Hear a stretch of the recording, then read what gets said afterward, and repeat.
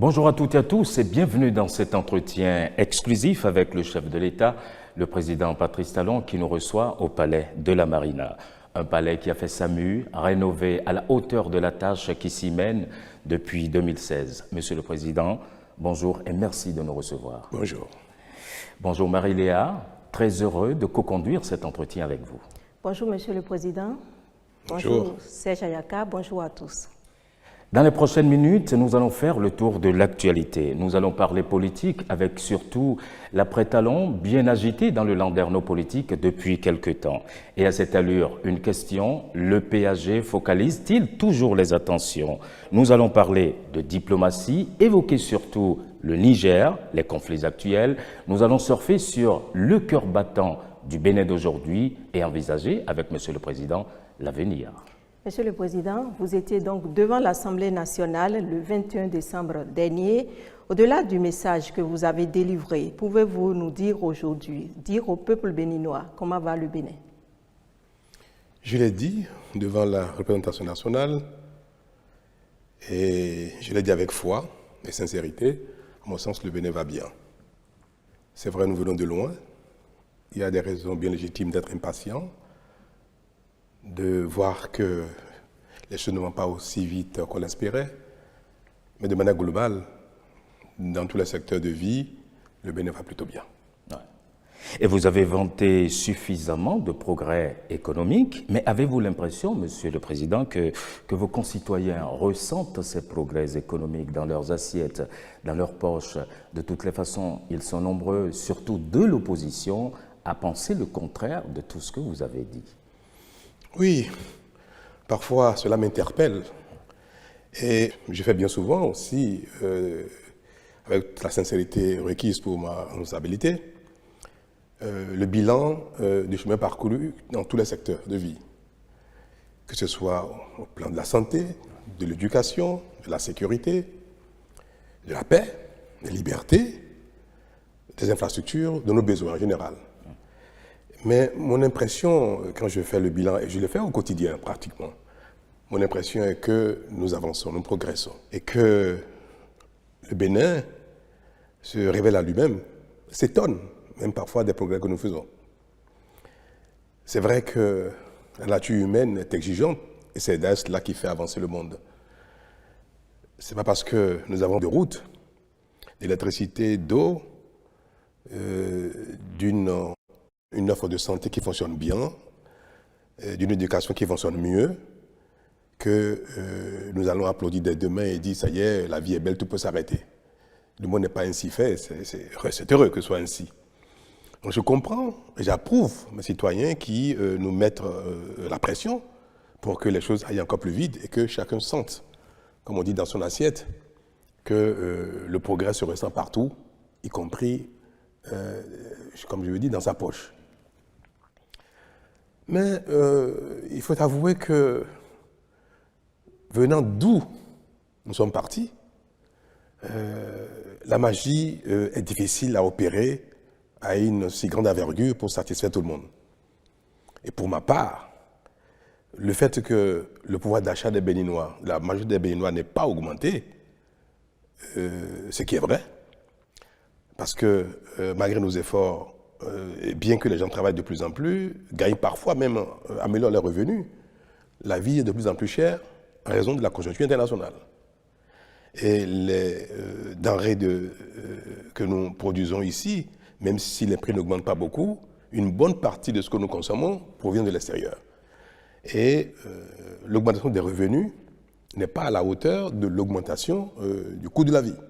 Donc, c'est légitime que les Béninois affichent que le progrès n'est pas encore à un niveau qui améliore le pouvoir d'achat. Mais je continue de dire, d'affirmer que le Bénin va bien parce que nous ne reculons pas, nous avançons et nous parvenons à satisfaire l'essentiel de nos besoins pas à pas, de mieux en mieux. Et je compare le Bénin d'aujourd'hui à celui d'hier, qui était un pays, comme l'ont dit certains, fracassé, pays de désordre, de corruption, où tout manquait. Les quartiers des villes, notamment dans les villes urbaines, sont inondés à la moindre saison de pluie. L'assainissement, personne n'en parlait. L'asphaltage, on n'a jamais connu cela, au niveau que c'est aujourd'hui. Vous achetez une voiture, il y a 10 ans, au bout de 4 ou 5 ans, vous commencez à avoir des pannes. Parce qu'il n'y a pas de rue, la route n'est pas asphaltée.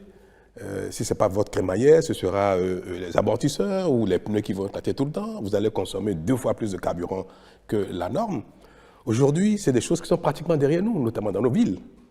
Et ça, c'est un signe de ce que le pays avance doucement. Parce que ces choses-là, qu'on a déjà oubliées, sont des acquis intangibles et qui ont fait avancer le Bénin plus qu'on a pu l'espérer. Je vais donner un exemple, pour être un peu concret. Vous connaissez Kouandé? Kouandé était, j'allais dire même la capitale du Nord, avant Parakou, avant même Niki. Mais Kouandé, c'est, avec Niki et Parakou aujourd'hui, le cœur de l'ère Batonou. Pour aller à Kouandé, qui est une commune importante dans notre histoire, dans la vie du Bénin, il n'y a jamais eu 1 centimètre de goudron, comme on dit, comme on aime bien dire chez nous. C'est ça le Bénin d'hier. Aujourd'hui, le goudron est en train d'aller à Kouandé. Niki, il y a eu un semblant de goudron. Cette voie a été badigeonnée. Et quand vous allez à Niki aujourd'hui, vous avez l'impression que c'est tout sauf une route bitumée. La reprise est en cours, ça y est, nous démarrons bientôt les travaux. Il n'y aura plus une seule commune au Bénin qui ne soit reliée par le bitume. Ce sont des progrès tangibles. Ça montre bien que le Bénin avance. L'école, tout le monde le constate, fonctionne mieux. La santé fonctionne mieux, les microcrédits fonctionnent mieux. Le pouvoir d'achat n'a pas augmenté, mais le revenu a augmenté. La corruption. La pagaille qu'on connaissait jadis, et vous vous souvenez très bien, l'ancien président, il disait avec sincérité qu'on réclame que le Bénin doit préserver sa démocratie telle qu'elle était, et il a qualifié cette démocratie de démocratie Nescafé. Ouais. Vous savez ce que ça veut dire, démocratie Nescafé? Ça veut dire une démocratie de pagaille, de corruption. C'est ça ce que ça veut dire. Ouais. Donc le président béninois, d'alors, qualifiait notre démocratie d'une démocratie de pagaille, c'est-à-dire d'anarchie et de corruption. Est-ce qu'on n'a pas raison de corriger cela pour que le Bénin ne soit plus un pays de pagaille et de corruption? Non, effectivement, il y a des domaines dans lesquels le Bénin n'a pas progressé. Ouais. Et lesquels? Oui, justement, parlons de ces points. Dans la pagaille, on n'a pas progressé. Dans la corruption, on n'a pas progressé parce que le Bénin est de moins en moins corrompu et la pagaille n'est plus de ce monde. Donc, tout ce qui nous caractérisait, à la limite même avec fierté, puisque certains s'en contentaient très bien, ce qui nous caractérisait, nous avons essayé de nous en débarrasser. Aux grandes dames de ceux qui en profitaient. Parce que les ressources du pays étaient distribuées, chacun s'en servait à volonté. Et puis après, on se plaisait bien à les distribuer aux parents, aux amis et consorts, et puis ça y est, on dit l'argent circule. Mais aujourd'hui, l'argent du Bénin n'est plus volé, n'est plus distribué. Et quand j'entends l'opposition qu'on venait de dire, dire haut et fort que les gens ne mangent pas, l'argent ne circule pas, je veux leur dire que dans un pays qui progresse, dans un pays normal, chacun doit vivre de son travail. Donc, il faut qu'on donne du travail à tout le monde. C'est ça que nous efforçons de faire. Construire le pays de sorte qu'il y ait de l'emploi pour tout le monde, que chacun vive de ses efforts. Et non que les politiciens volent les ressources du pays et après les distribuent en jouant les mécènes, ici et là. Et vous savez très bien, quand on nomme un ministre à l'époque, quand on nomme un directeur général, il va chez lui, il fait une messe d'action de grâce. Et on chante. Je ne sais pas chanter si je vous aurais redonné les refrains. Je crois qu'on disait, rappelez-moi cette chanson, il dit « Je suis dans la joie ». Une joie immense. Parce que Papa Bonheur m'a nommé. Quand on nomme quelqu'un, ministre, ben, tout de suite, il prend 10, 20 ou 30 millions dans les caisses de là où on l'a nommé, il va au village, il fait une grande messe, donne la magie à tout le monde, et puis il distribue l'argent du pays.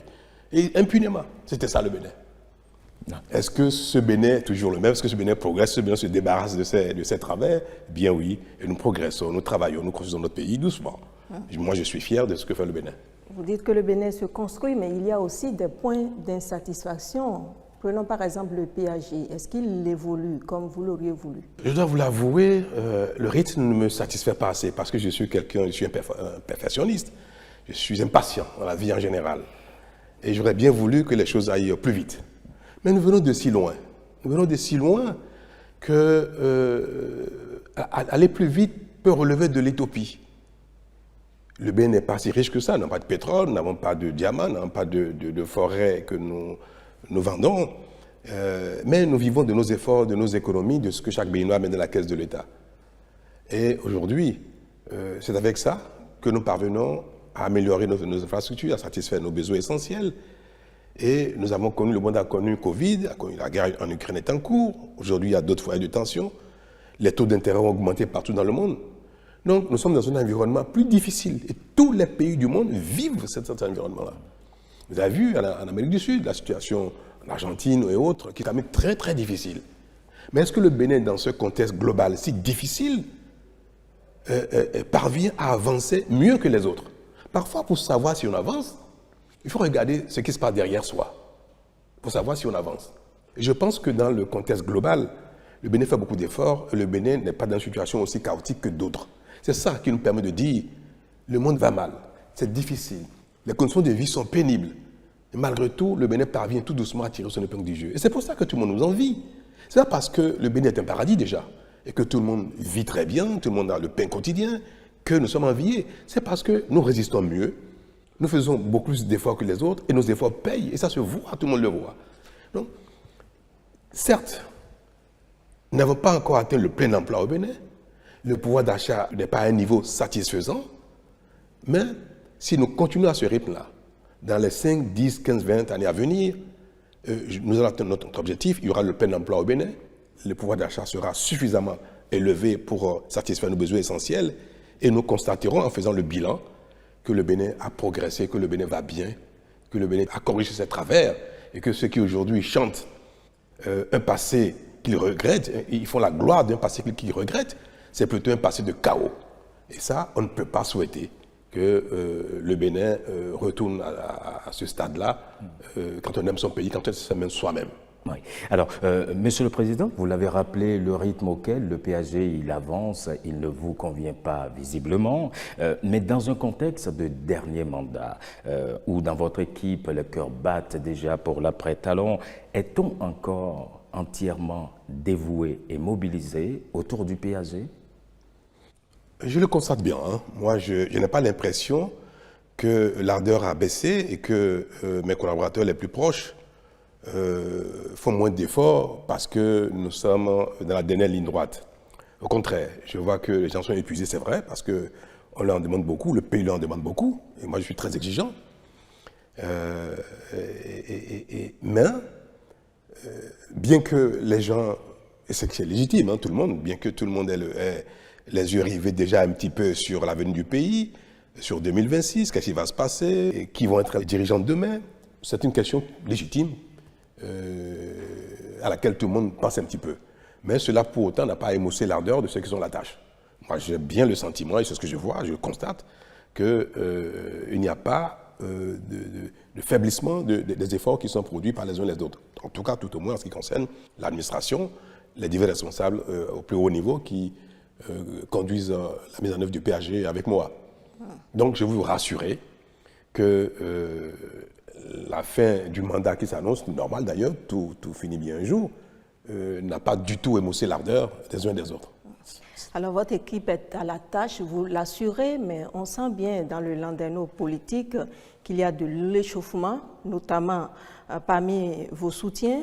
Parlons par exemple de la tendance à la suscitation de candidatures pour 2026. Dans ce registre-là, on voit particulièrement actifs les soutiens de votre ami Olivier Bokor à travers la dynamique OB26.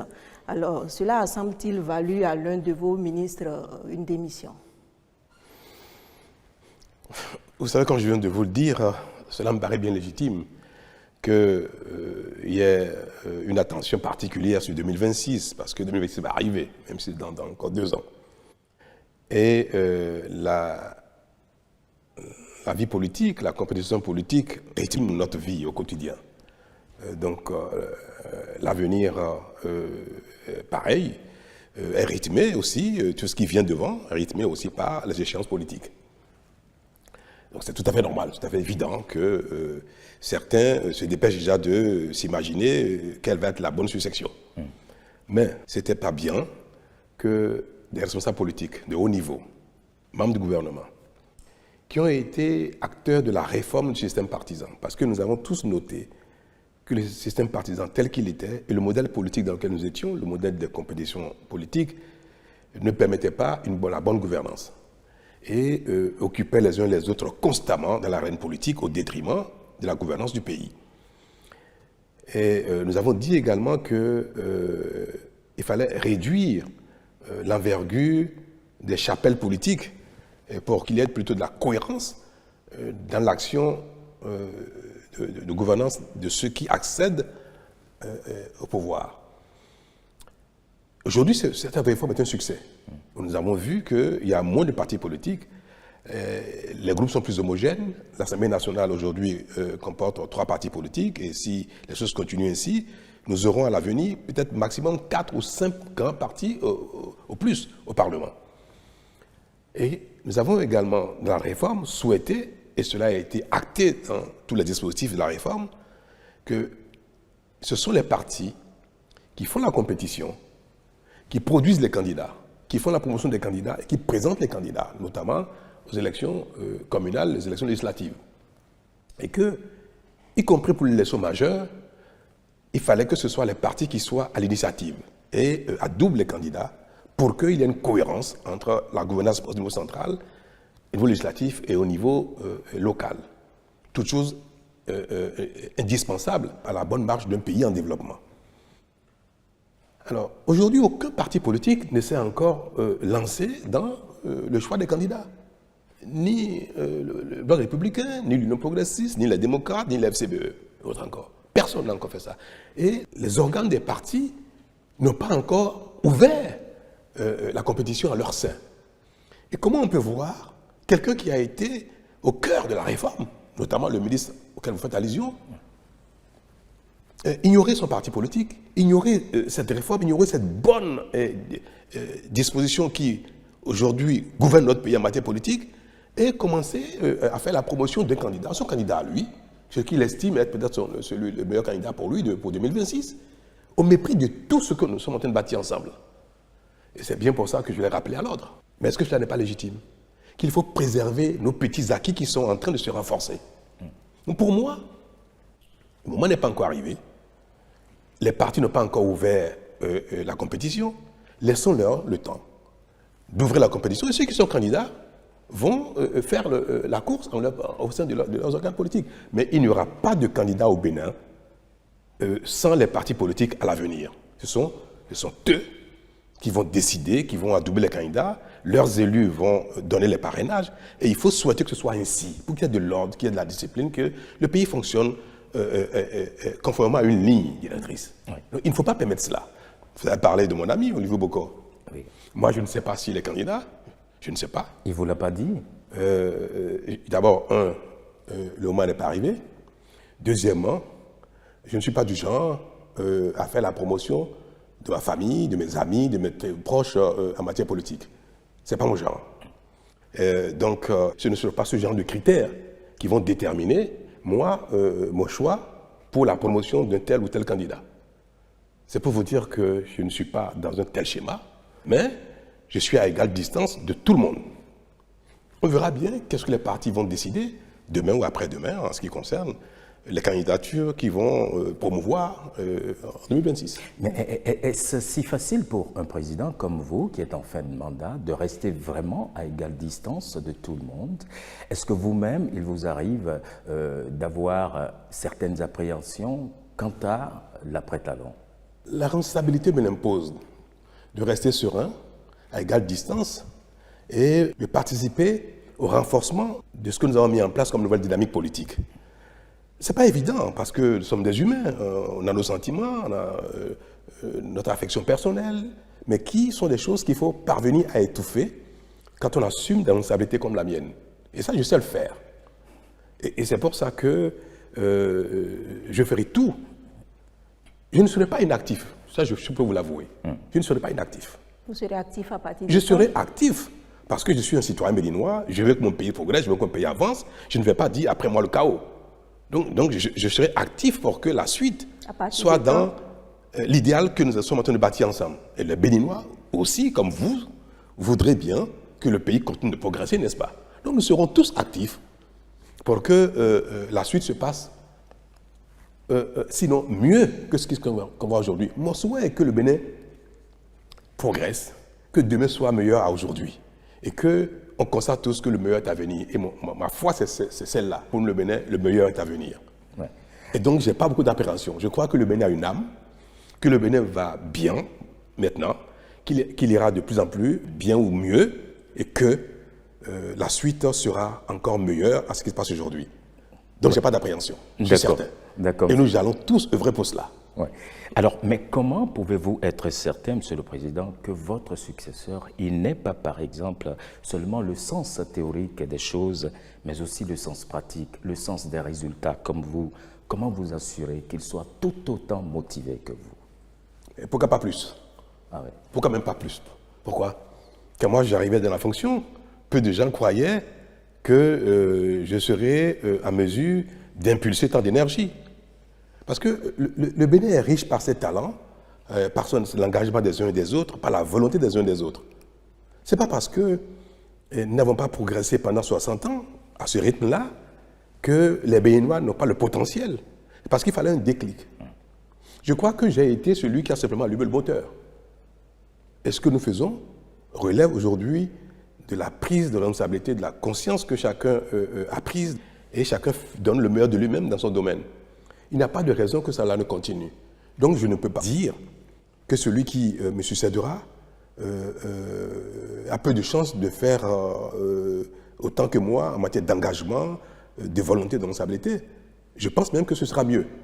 Parce que je pense que j'ai donné un exemple en montrant combien je mets le cœur à la tâche. Et celui qui viendra voudra faire plus que moi, autant que moi, sinon plus.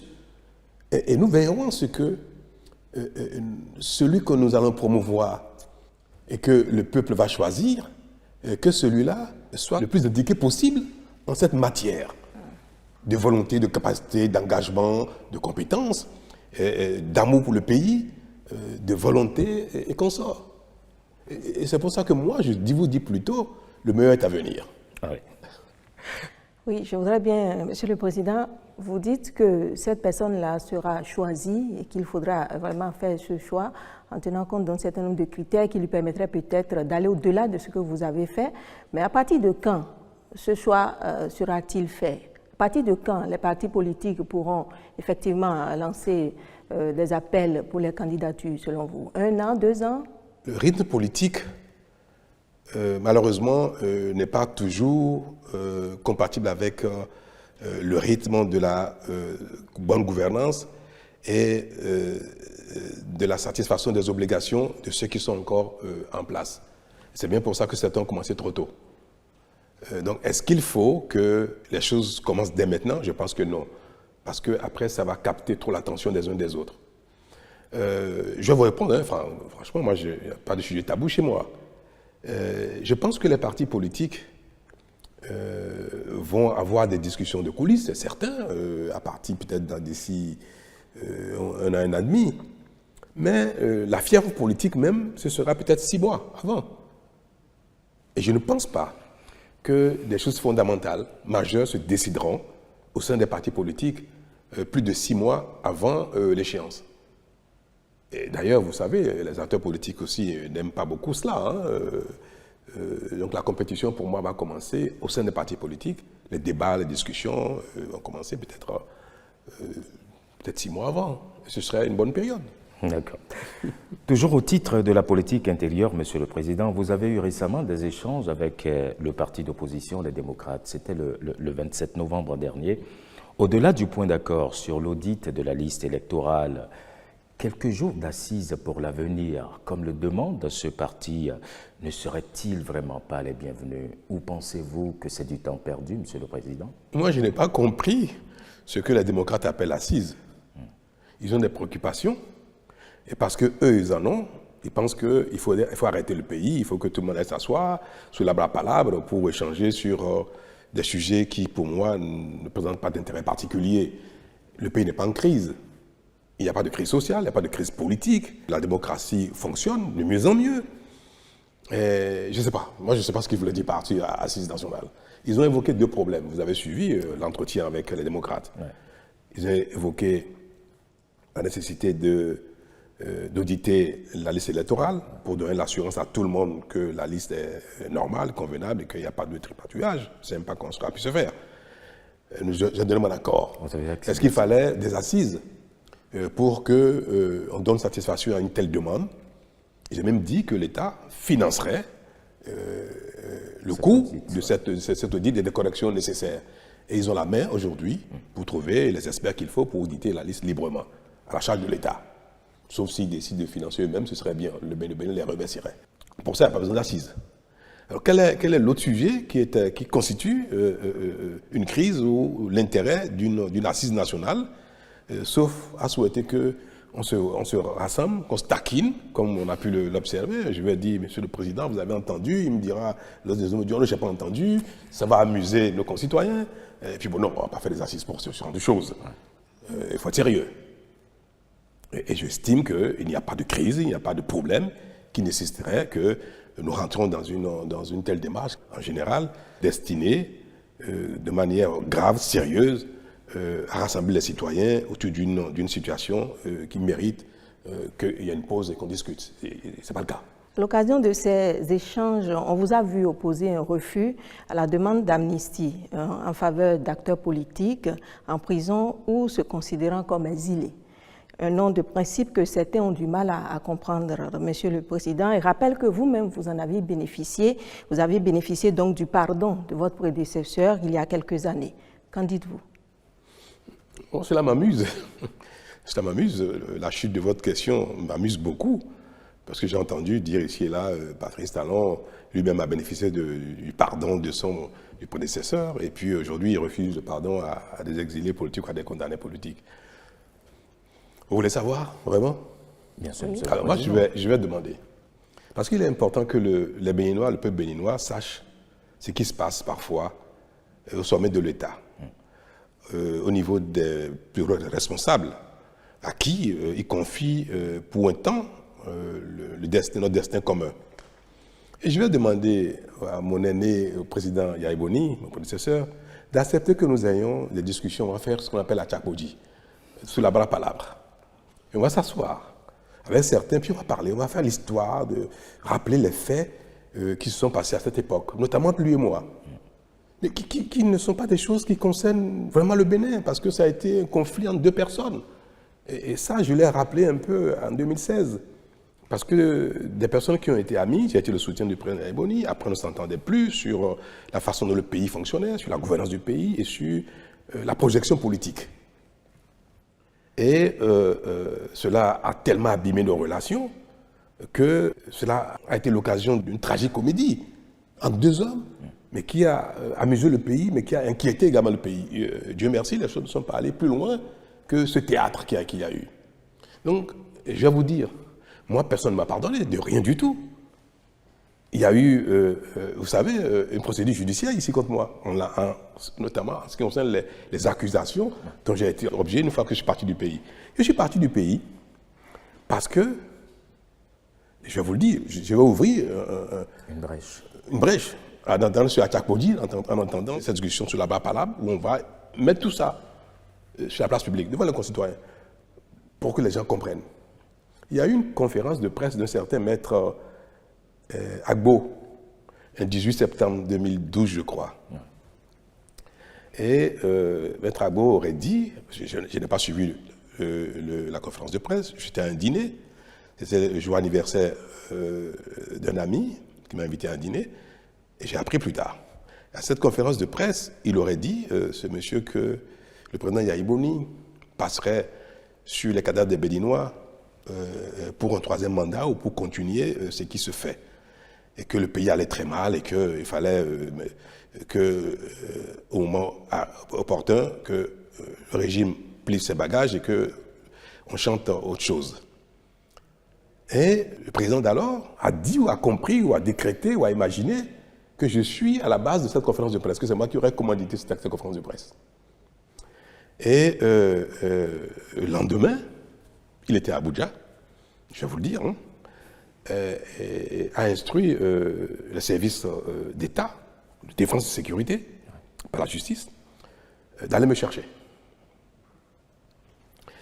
Et quelqu'un, parmi ceux qui ont été instruits, m'a appelé, m'a dit « Monsieur Talon, nous savons que vous êtes un peu de nature casse-cou, téméraire, mais cette fois-ci c'est sérieux. Nous avons été instruits pour aller vous chercher par tous les moyens, quittez le pays. Quittez le pays, ne soyez pas suicidaire. » J'ai informé mon épouse, j'ai dit, moi, je ne suis pas un fuyard. Je vais voir ce qui va se passer. Mon épouse m'a dit, Patrice, debout hors du pays, tu feras le combat. Mais sous terre, non. Ce n'est plus possible. Alors, tu ne feras pas le con. Comme je suis quelqu'un d'assez... Parfois, certaines personnes, quand elles parlent, elles me donnent des recommandations, je suis docile, comme on dit. Je suis parti. Et puis, ça ne suivit tout ce que vous savez. Tentative de coup d'État, d'assassinat, d'empoisonnement et tout le reste. Je vous passe des détails, parce qu'on va en parler le jour du Achakpoji. Et puis... Vous y tenez visiblement. J'y tiens, parce que c'est bon que les Béninois sachent enfin les détails de cette comédie-là, qui continue d'ailleurs de polluer l'atmosphère. La justice de mon pays a dit que nos lieux, tous dont étaient accusés, n'avaient jamais existé. Même si les juges à l'époque, qui étaient quand même sous ordre, ont cherché par tous les moyens à prouver que Talon a eu l'intention, a voulu faire, mais en fin de compte, ça ne s'est pas passé, il n'a pas fait, qu'on soit bref. Et il y a eu un non-lieu. Je n'ai été reconnu coupable de rien du tout. En France, pareil. Mais comme j'étais actif politiquement, mon prédécesseur, le président Bouni, a souhaité qu'on fasse la paix. Ce n'est pas moi qui ai sollicité une paix. Moi qui ai sollicité la réconciliation de deux hommes. Bien que je sois un homme de paix, de réconciliation. Mais l'initiative ne venait pas de moi. Et le président, ancien président du Sénégal, le président Diouf, qui était secrétaire général de la francophonie, a été appelé, on lui a demandé, j'étais à Paris, de m'appeler et de me demander qu'il faut qu'il y ait la paix entre mon aîné et moi. Mais qui refuse de faire la paix? Je suis allé à la convocation du président Abdou Diouf. Et il m'a dit, il faut que tu fasses la paix avec ton aîné. J'ai dit, mais moi je veux bien, je n'ai jamais fait la guerre à personne. Et c'est cela qui a donné lieu à des échanges du genre. Et puis on vous dit, vous savez, en Afrique, quand on vous dit, même si tu n'as rien fait à quelqu'un, dis pardonne, demande pardon, demande excuse de tout ce qui a pu... Je dis, je n'ai fait rien à personne, je suis condamné pour rien, je suis accusé de rien. Je n'ai pas à demander quoi que ce soit. Mais, en fine, c'est faire preuve de rancœur que de ne pas dire à son protagoniste, écoute, si j'ai pu t'offenser, si j'ai pu te faire du tort en quoi que ce soit, si j'ai pu en quoi que ce soit, alors je le regrette. C'est une forme élégante de dire je suis prêt pour la paix sans dire je ne suis coupable de rien. Parce que vous pouvez offenser quelqu'un juste parce que vous êtes une embûche, un obstacle à ses ambitions. Ou bien la personne a pensé que vous l'avez méprisé. Donc quand on veut faire la paix vraiment, c'est une formule consacrée. Et quand vous êtes à la presse, allez chercher les documents qui ont été publiés à l'époque, par lesquels Talon aurait dit, OK, on fait la paix, et lisez, vous allez voir ce qui a été dit. Je n'oublie pas ces choses-là. Et j'ai dit, si j'ai pu vous faire du tort, du mal, de quelque manière que ce soit, alors là, je regrette. Mais je suis un ami, mon aîné, président de mon pays. Ouais. Donc moi, je n'ai jamais demandé que Yabou me pardonne de quoi que ce soit, et il m'a pardonné de rien du tout. Parce que je n'ai rien fait, puisque je suis condamné pour rien, il n'y a rien du tout. Oui. Alors comment on peut faire l'amalgame entre ce théâtre, qui est né d'un conflit entre deux personnes, faire l'amalgame avec une situation grave dans le pays dans lequel nous sommes, où des gens ont commis des crimes, des détournements, et engagé des tueurs à gages pour tuer des gens, pour engendrer une insurrection dans le pays afin que des élections n'aient pas lieu. Et puis on me demande, les gens ont été condamnés, et on me demande de les amnistier. Ce n'est pas amnistier une personne, parce que peut-être que les Béninois ne savent pas exactement le contenu de ce que demandent les démocrates. Qu'ils demandent d'ailleurs, même pour moi, sans sincérité. Ils n'y croient pas. Parce qu'ils demandent quelque chose qui n'est même pas possible techniquement. Voilà, Réki Amadougou a été condamnée parce qu'elle a commandité l'assassinat de l'ancien maire de Parakou, et ses complices ont été arrêtés, sont passés aux aveux. On a vu les traces. On a vu des traces, des échanges par lesquels les gens ont été payés, mandatés pour commettre un assassinat. Commis par une femme. Et la justice est allée à son terme. La personne a été condamnée. D'autres personnes ont été condamnées pour trafic de drogue. D'autres ont été condamnées pour détournement de fonds publics. Et certains sont partis du pays, n'ont pas répondu à la justice, et on dit il faut amnistier tout ce monde-là, chacun en ce qu'il a fait. Donc, on va amnistier Réki Amadougou pour avoir commandité l'assassinat de gens pour créer une insurrection dans le pays. On va amnistier M. Tan pour trafic de drogue. On va amnistier M. Tan pour détournement de fonds publics. On va amnistier Tan pour telle chose. Donc, on va sélectionner certains délits commis dans des champs différents. Et on va mettre tout ça pour dire, tout ce monde-là, on va les sélectionner par tête de client, comme on dit. On va dire, tout ce monde-là, on les amnistie. Mais les autres 15 000 Béninois qui ont commis des délits moins graves ou de même nature, qui sont en prison, on les laisse et on sélectionne comme ça. Pierre, Paul, Jacques, Fatouma et consorts, et puis on dit, ceux-là, il faut les amnistier. Dans quel pays ça se passe? On peut amnistier pour un événement particulier, un fait particulier, comme on l'a fait en 2019. Il y a eu une situation grave, tous ceux qui ont été impliqués ont été amnistiés. Moi, je veux bien que techniquement on me demande, Monsieur le Président, il faut amnistier toutes les personnes qui ont été coupables ou impliquées dans un événement, dans un fait particulier qui a été une crise au Bénin, comme en 2019. Et on peut décider de le faire. Mais comment on peut ne pas être dans cette démarche et dire que pourvu que la personne ait été politique, ait été l'ami d'un politicien, ait été le parent ou la copine, la maîtresse d'un politique, quel que soit le délit pour lequel la personne a été condamnée, il faut l'amnistier. Techniquement, ce n'est même pas possible. Donc je vais finir. D'accord, Monsieur le Président. Même au Parlement. Si même le Parlement était à 100% démocrate, écoutez-moi bien, si le Parlement était 100% démocrate, une telle loi ne peut pas être votée. Ah oui. Une telle demande d'amnistie, c'est impossible. On ne peut pas choisir comme ça, sélectionner 10, 20, 30 personnes dans le pays et dire ceux-là, on les amnistie de tout ce qu'ils ont fait, quel que soit ce qu'ils ont fait. Ce n'est pas possible. Voilà donc ce que la demande. C'est une demande folklorique. C'est une demande politicienne. Et ceux qui sont avisés savent très bien que ce n'est pas possible de donner une suite à une telle demande. Et puis maintenant, on fait l'amalgame. On dit, Talon refuse de pardonner. Moi, je ne gouverne pas avec l'affect. L'affect, nous sommes tous dotés de cela.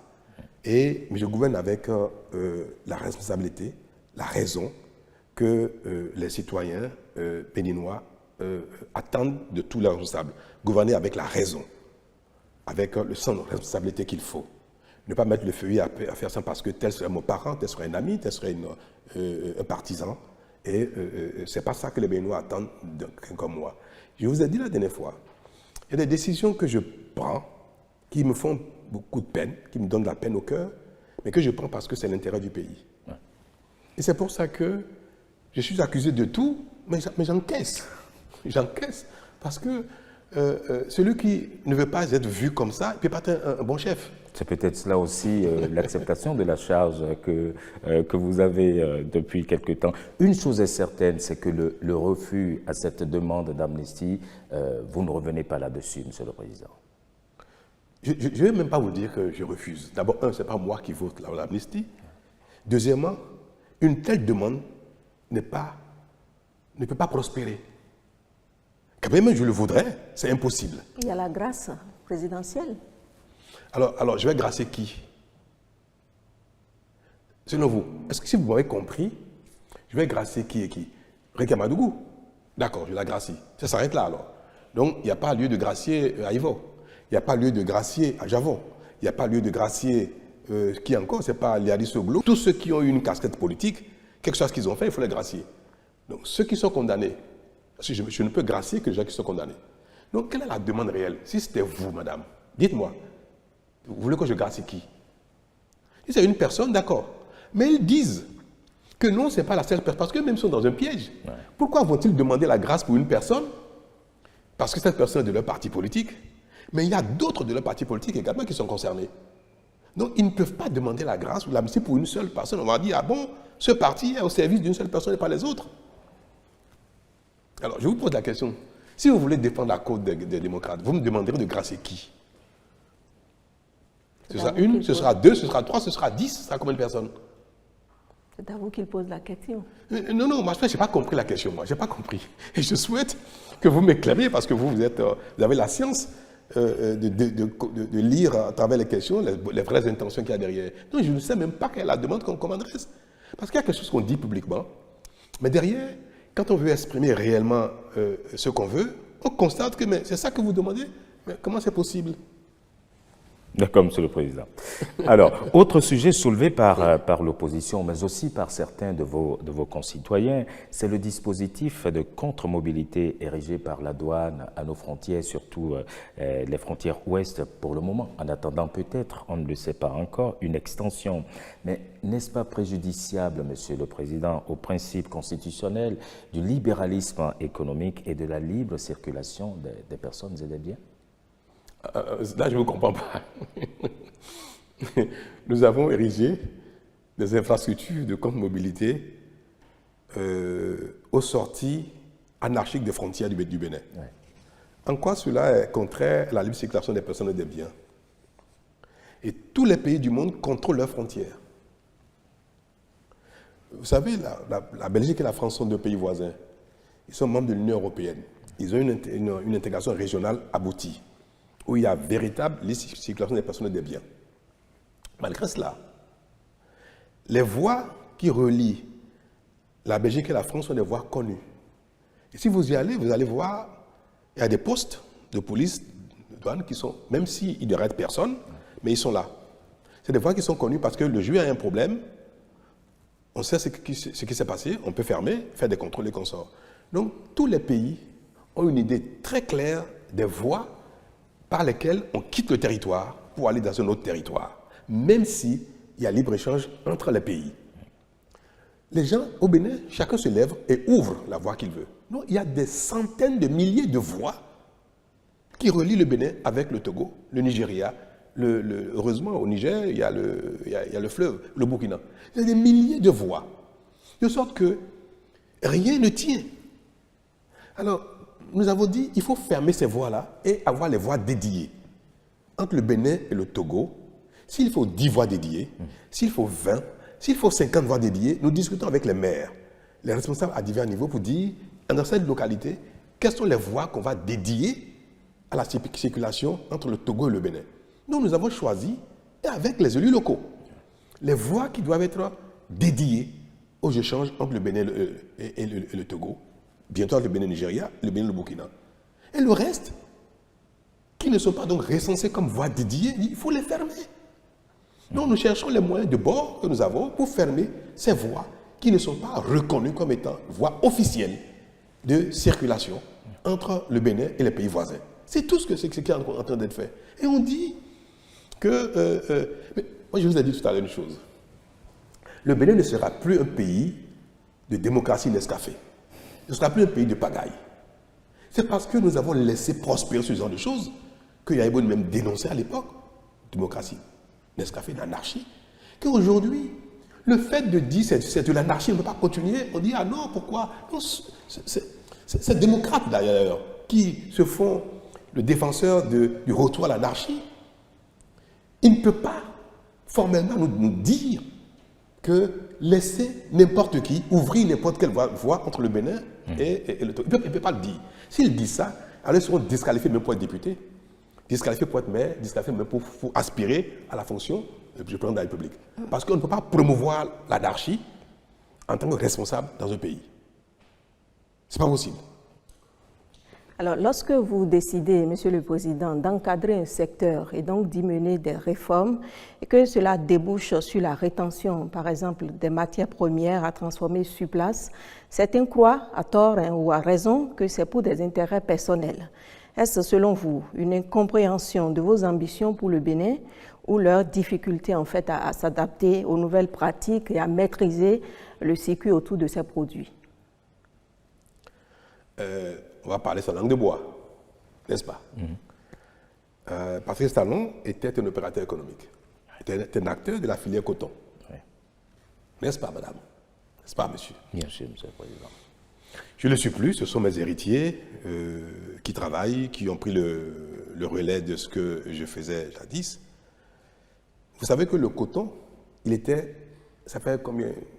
Peut-être 30 ans ou 40 ans que il est interdit au Bénin de sortir le coton, la matière première coton, du territoire. Parce qu'à l'époque, le Bénin a fait le choix de commencer son industrialisation par le coton, qui était la production de rente la plus importante, jusqu'au aujourd'hui d'ailleurs. Donc, l'État du Bénin avait construit des usines, et quand la production a commencé à exploser, l'État a demandé à des privés de venir investir au Bénin pour construire des usines d'égrainage, pour commencer la première phase de notre industrialisation. Et beaucoup de gens sont intéressés à cela. C'est à ce titre que Patrice Talon est devenu un égraineur privé. Parce que l'État a dit, venez investir dans le secteur, parce que l'État n'a pas les moyens de le faire tout seul, l'État n'est pas qualifié pour le faire tout seul. Si personne ne le fait, l'État sera obligé de le faire. Et l'État a dit à l'époque, je n'étais pas président, je n'étais pas ministre, je n'étais pas du tout même proche du pouvoir politique. Et en ce moment déjà, il a été dit haut et fort que la sortie du coton grain du territoire est interdite. Et c'est à ce titre-là qu'on dit aux privés, venez vous installer, vous aurez accès à la matière première. Construisez des usines au Bénin et vous aurez accès, l'État va vous permettre d'acheter le coton grain qui ne sortira pas du territoire national. Donc c'est une politique normale, ancienne. Elle ne date pas d'aujourd'hui. Et tous les pays du monde qui veulent transformer leur matière première décident d'investir par l'État ou par le secteur privé ou faire la promotion de notre pays. Vous dites, venez investir ici. Comment voulez-vous que nos paysans produisent du coton grain, produisent du soja, produisent du riz, produisent de l'acajou, et qu'une fois qu'ils ont produit, ces produits-là partent du territoire dans des emballages pour aller nourrir les industries des autres pays du monde et créer de l'emploi dans d'autres pays du monde. Et leurs enfants sont au chômage. Et ce qu'il faut noter, c'est que ce n'est pas que le fait de vendre les produits à des exportateurs, ce n'est pas que ça leur donne tellement de richesse, tellement d'argent, qu'ils parviennent à nourrir leurs enfants, à les marier, à s'occuper des petits-enfants, à leur acheter une maison à chacun. Si rien que le fait de vendre et que le produit sorte, ça permet à ceux qui ont produit d'entretenir toute leur famille, les générations successives, je peux dire, bon, ils vont croiser les bras, les enfants, mais il y a tellement d'argent à gagner qu'on va se partager. Mais ce n'est même pas une bonne chose d'ailleurs. Donc, l'effort de ceux d'entre nous qui produisent des matières premières, cet effort a son prolongement dans l'intérêt général, dans leur propre intérêt, par leur transformation pour créer de l'emploi pour leurs enfants. Pour qu'eux, ils vivent de ce qu'ils ont fait, pour que leurs efforts entraînent d'autres intérêts et que ça crée du transport, de la manutention, des usines et que le pays se développe tout doucement à partir des efforts des uns et des autres. Un pays est une chaîne. Et chaque maillon est important de l'accrocher à d'autres maillons. Le Vietnam, par exemple, qui est le premier producteur de produits transformés de cajou, a une politique d'incitation et les noix de cajou de toute l'Afrique vont au Vietnam. Et ils ont des milliers d'emplois dans l'industrie de transformation du cajou. Donc, leurs enfants ont du travail à partir des noix de cajou qui sont produites par nos parents ici. Est-ce que c'est une mauvaise chose de dire Nous allons tout faire pour que des industries s'installent au Bénin pour transformer les noix de cajou également, pour que notre noix de cajou produisent des emplois ici, pour que nos enfants... On nous reproche, les Béninois, à raison, nous reprochent de ne pas créer autant d'emplois. Mais comment on crée des emplois? C'est comme ça qu'on crée des emplois. La politique crée des emplois par les dispositions qui permettent la création d'emplois. C'est mon rôle, c'est le rôle de l'État. Est-ce que j'ai tort de souhaiter que nos matières premières soient les maillons d'une grande chaîne de services, de transformation, d'industrialisation qui fera que demain, il y aura le plein emploi au Bénin?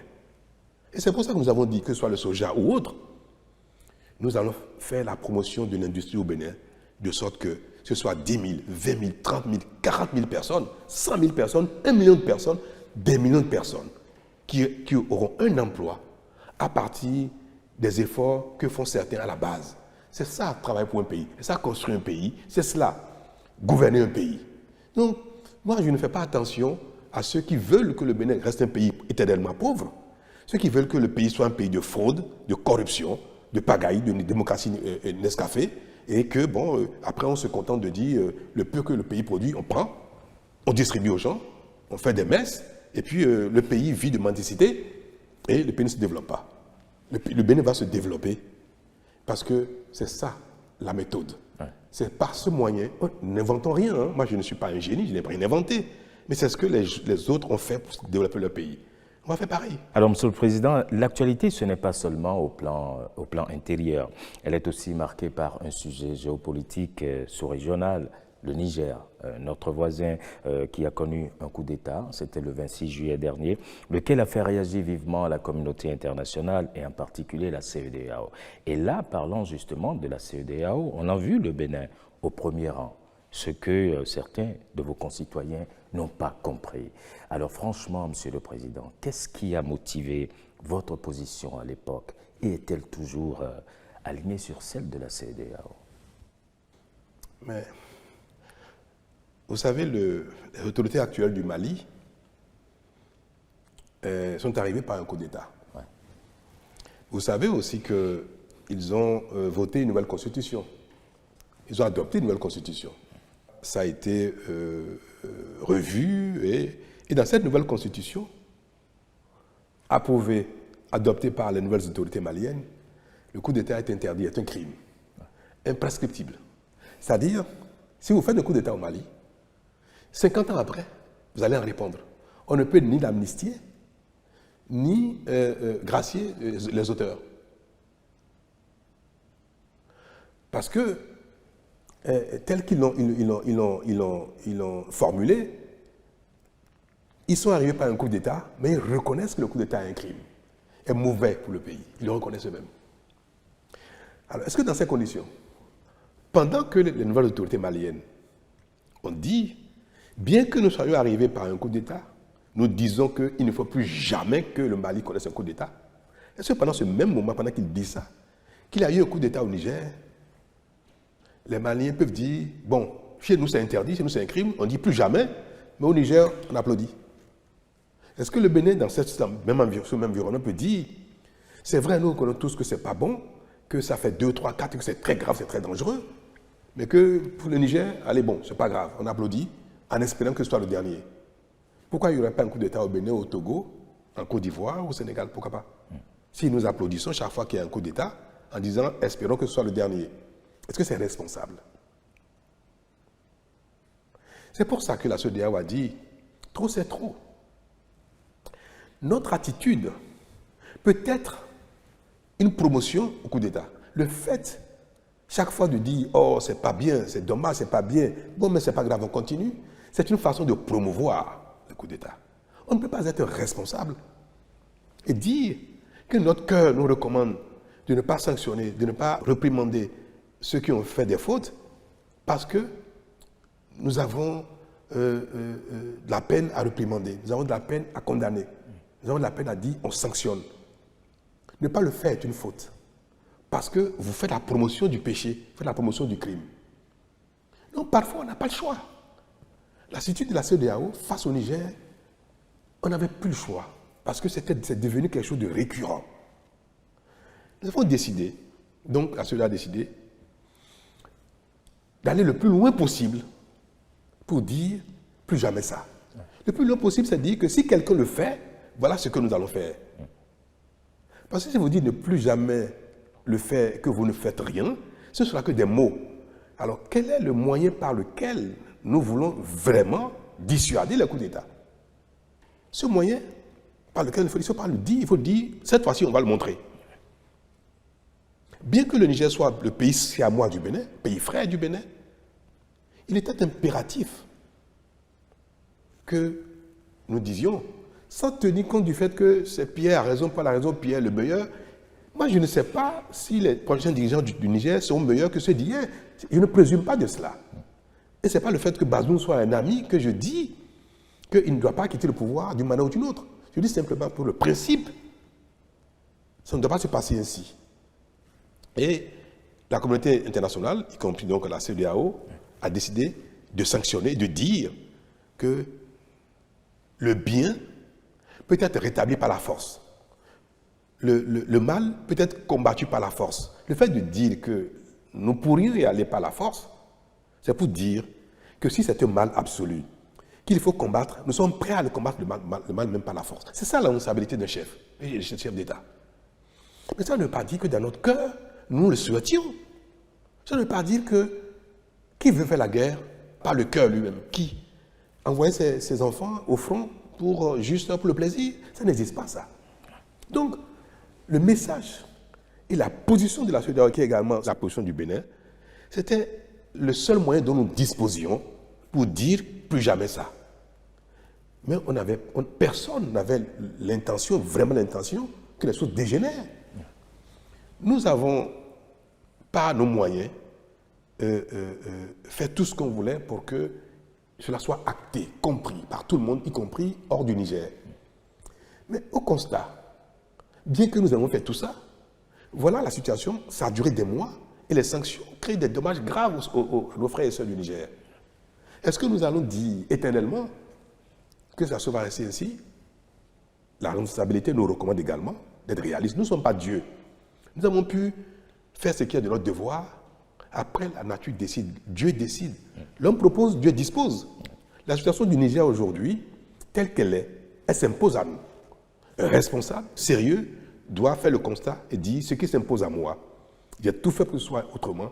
Je prends acte. C'est la situation dans laquelle nous sommes dans la sous-région et c'est ma situation. Et je dis, le temps de la condamnation, de l'exigence, des menaces est passé. Malheureusement, ça n'a pas produit l'effet qu'on souhaite, mais le peu d'effet qu'il y a eu, pour moi aujourd'hui, est peut-être suffisant pour dissuader d'autres coups d'État. Parce que tout le monde a vu quand même que nous avons porté l'idéal le plus loin possible. Et je vais espérer que même si on n'a pas eu les effets escomptés, que notre position, notre exigence peut être vue comme désormais l'exigence de la CEDEAO, que nous n'allons plus passer le temps de simplement dire c'est pas bien, mais on tourne la page. C'est ça.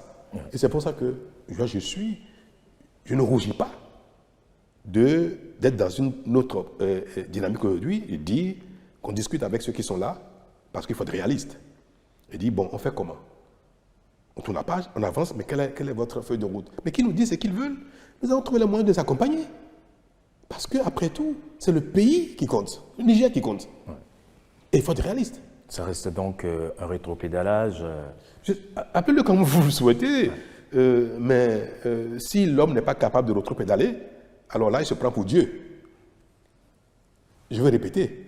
Si l'homme n'est pas capable de rétropédaler, de se rendre compte de ses limites, de ce qu'il a fait les efforts qu'il faut, il a fait ce qui est son devoir, mais que Dieu a décidé autrement, ou la nature a décidé autrement, ou que les peuples ont décidé autrement, et qu'il faut prendre acte de cela et revenir être réaliste. Si on n'est pas capable de le faire, alors on se prendrait pour Dieu, ce serait une faute. Que faites-vous de l'esprit de groupe par rapport à la CEDEAO? C'est-à-dire? Alors, par rapport au Niger, est-ce que le Bénin affiche une position isolée ou le Bénin plaide pour que l'ensemble des pays de la CEDEAO s'alignent sur cette démarche? C'est la position de la CEDEAO, celle que je viens de vous exprimer. D'accord, Monsieur le Président. Oui. Alors, restons dans la sous-région tout de même pour observer que depuis l'arrivée au pouvoir du président Tinubu, on a noté un réchauffement des relations entre le Bénin et le Nigeria. Le président Tinubu, qui était d'ailleurs l'hôte de marque de la fête nationale chez nous, vous-même êtes déjà allé au Nigeria. À quoi cela est-il dû? Et est-ce que vraiment cette embellie, elle va durer, Monsieur le Président? Oui, elle va durer. Le Bénin a connu quelques difficultés relationnelles avec le Nigeria et qui ont été exclusivement induites par l'intoxication. Vous savez, quand le Nigeria a fermé les frontières avec le Bénin, vous savez ce qui a été à la base? Ce sont des Béninois, des responsables politiques, des nostalgiques du passé et mécontents de l'ordre et du développement qui s'opère au Bénin, qui, avec des personnalités de tous ordres extérieurs, qui sont allés dire aux autorités nigérianes que le régime du Bénin est devenu un danger pour le Nigeria. Le Nigeria n'a pas fermé les frontières pour une cause nouvelle de dysfonctionnement de nos relations ou bien de crise entre nos deux peuples ou de crise entre les autorités policières, douanières ou autres, pas du tout. C'est parce que des gens sont allés intoxiquer l'ancien président Buhari pour lui dire « si vous fermez les frontières, en 3 mois, le régime Talon va tomber ». Et on lui a dit « voilà, ce régime du Bénin fait la promotion de la corruption, de la contrebande, de ceci, de cela. » Les gens disent ça sur leur propre pays. Juste parce qu'ils veulent faire tomber un régime. Le président Buhari m'a exprimé ses regrets. Disant, il ne m'a pas donné de détails, parce que c'est un homme responsable. Je n'ai pas de détails, mais il m'a dit, ce qui s'est passé, c'est regrettable, mais vous-même, vous ne communiquez pas assez et vous êtes trop timoré dans les accusations qu'on vous porte et vous laissez faire.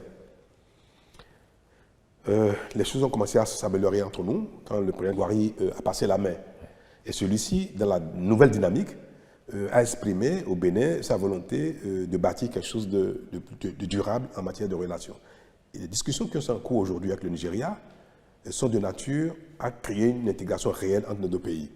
Nous sommes 2 pays voisins, nous partageons la même culture du sud jusqu'au nord, et nous sommes dans la CEDEAO.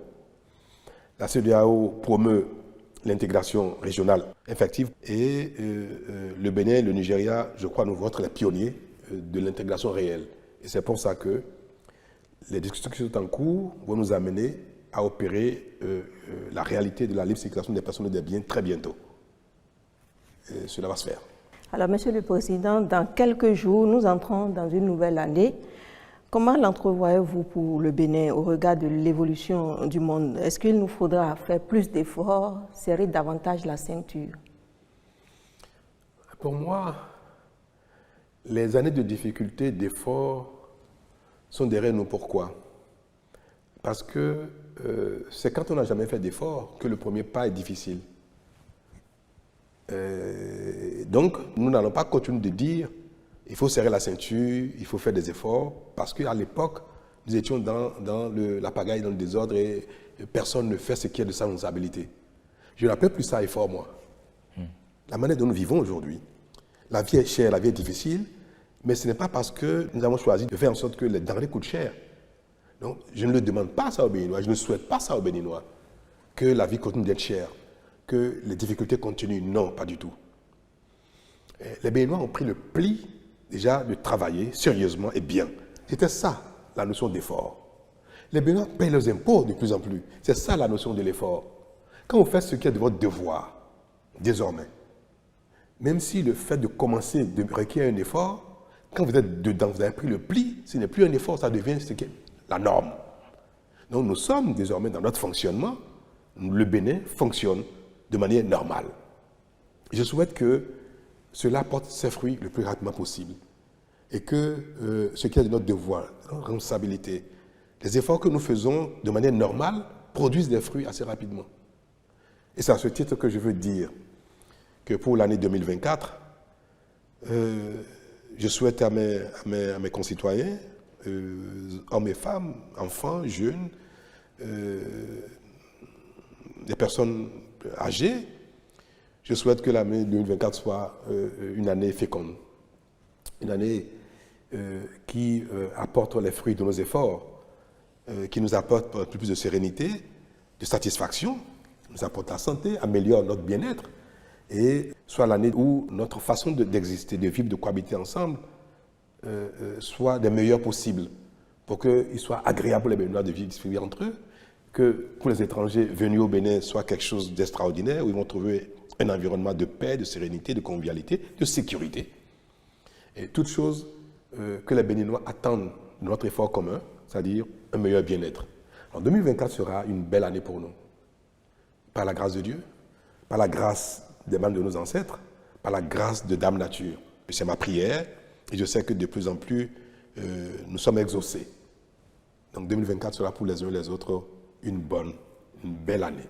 Et la vie sera de plus en plus belle pour les uns et les autres. Merci, Monsieur le Président. Nous arrivons au terme de cet entretien exclusif avec le chef de l'État, Monsieur le Président de la République. Merci de nous avoir reçus au Palais de la Marina. Merci et bonne fête de fin d'année.